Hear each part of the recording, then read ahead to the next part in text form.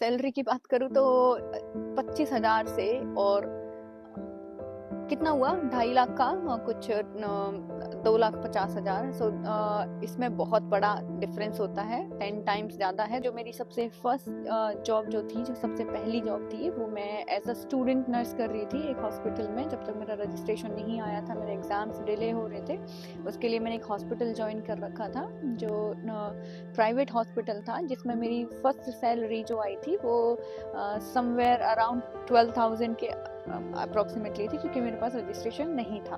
उसके बाद में जब मेरा रजिस्ट्रेशन आ गया, फिर मैंने कोचिंग ली गवर्नमेंट जॉब के लिए, लेकिन मैंने कभी कोई एग्ज़ाम नहीं दिया, क्योंकि मैं हमेशा से ही जब मैं कॉलेज में थी तब से ही मैं सोचती थी कि मुझे बाहर जाना है।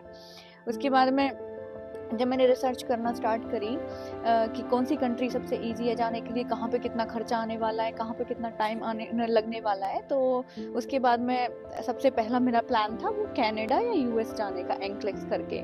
तो मुझे एंक्लेक्स से कोई प्रॉब्लम नहीं थी, मुझे लगता था कि मैं एग्ज़ाम दे दूँगी उसके बाद में, लेकिन वहाँ का जो खर्चा था वो बहुत ज़्यादा आने वाला था। एंक्लेक्स की कोचिंग काफ़ी महंगी थी। उसके बाद में फिर जो एग्ज़ाम की और जितनी भी प्रोसेसिंग की फ़ीस थी वो सारी मुझे पे करनी थी। एग्ज़ाम की प्रोसेस बहुत लंबी थी।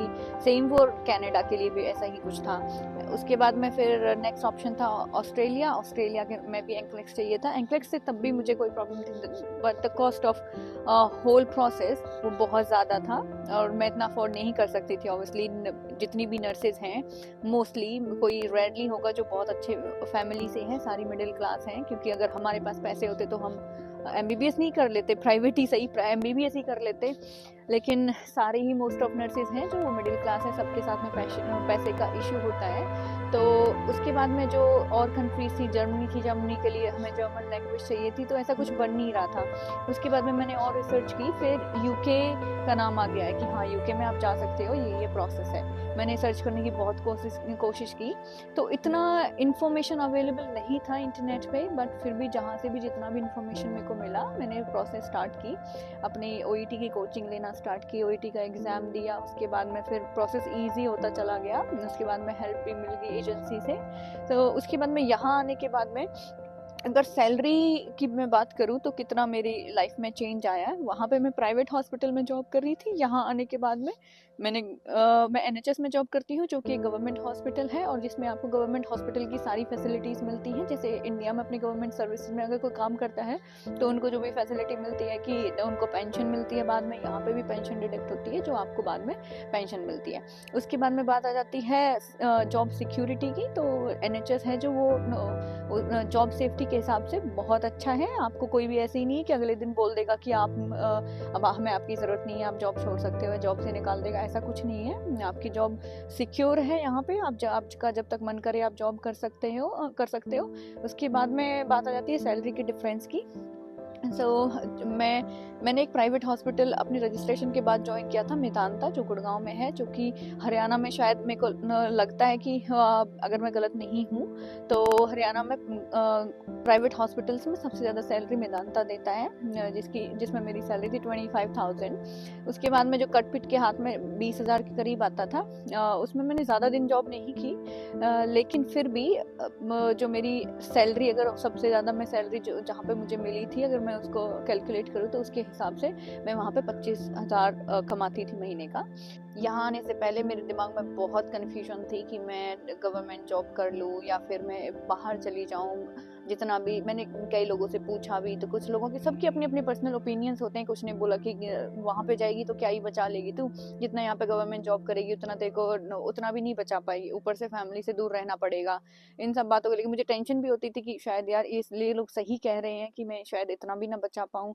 उसके बाद में यहाँ पे आने से पहले जो सारी कन्फ्यूजन को ओवरकम करके मैंने कहा ठीक है चलो एक बार जाती हूँ वहाँ पे, अगर नहीं बात बनी तो वापस आ जाऊँगी, वापस आके अपना प्रिपरेशन कर लूँगी गवर्नमेंट जॉब की। इतना कोई बड़ा वो नहीं है, लेकिन मुझे ये पता था कि एक बार मैं गवर्नमेंट जॉब के चक्कर में फंस गई, अब मेरी लग भी गई जॉब, मान लो वो 40-45 हज़ार की ही लग गई। फिर क्या होता है, इंसान एक बार फंस जाता है ना पैसे के चक्कर में कि उसके आपके पास इतनी सैलरी आ रही है, फिर उसके बाद में ऐसे लगता नहीं यार इसी में प्रमोशन हो जाएगा, यहीं पे कर लेंगे, क्या ज़रूरत है वहाँ जाने की।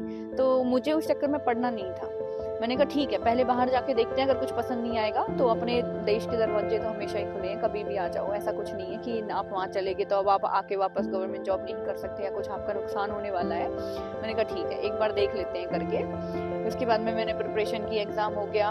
सैलरी की बात करूँ तो 25,000 से और कितना हुआ 2.5 लाख का, कुछ 2,50,000। सो इसमें बहुत बड़ा डिफरेंस होता है, 10 टाइम्स ज़्यादा है, 10 गुना ज़्यादा है ये।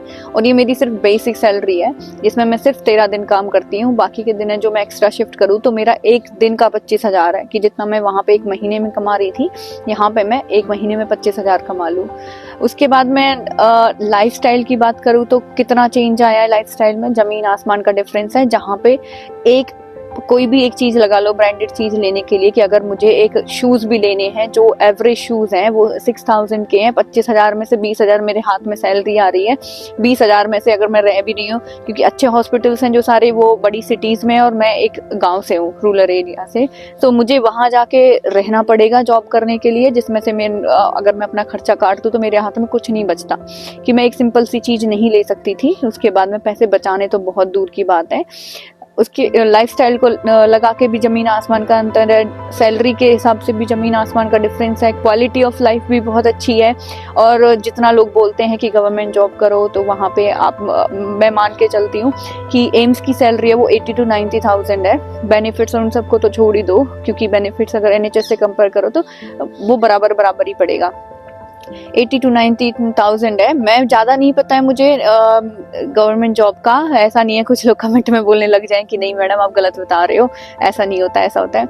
बट फिर भी कि 80,000 में से आप 80 के 80 आप सेव नहीं कर सकते किसी भी कीमत पे। मैं यहाँ पे अगर 2.5 लाख कमा रही हूँ तो मैं 2.5 के 2.5 सेव नहीं कर सकती, जो जितना कमा रहा है वो उतने का उतना सेव नहीं कर सकता। ऑब्वियसली खर्चा भी होता है इंसान का, तो मैं मान के चलती कि मैं अपना 80 में से 50,000 60,000 के करीब सेव कर पाती।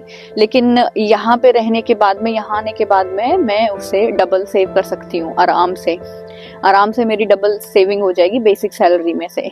उसके बाद में खर्चे का मैं मानती हूँ खर्चा यहाँ पे थोड़ा ज़्यादा है, पर इसका मतलब ये नहीं है कि बहुत ही ज़्यादा है। सैलरी के हिसाब से लगाओ तो आराम से आप बहुत अच्छी लाइफ जी सकते हो और अपने घर पैसे भेज सकते हो।